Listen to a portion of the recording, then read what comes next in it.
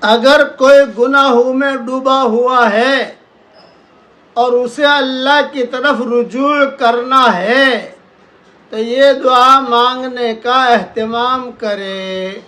پڑھیے میرے ساتھ، اللہم اجعلنا من الاوابین والتوابین۔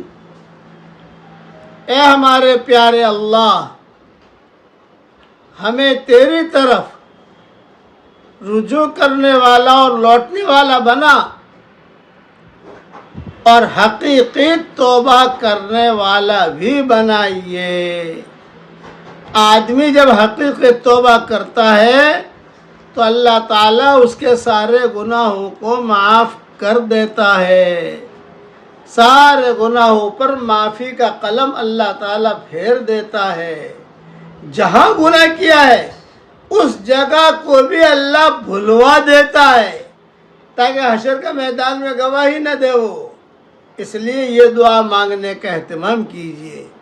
ہمارا پیارا اللہ ہماری اس دعا کو ہم سب کے لیے اور پوری امت کے لیے قبول فرمائے۔ کہیے آمین۔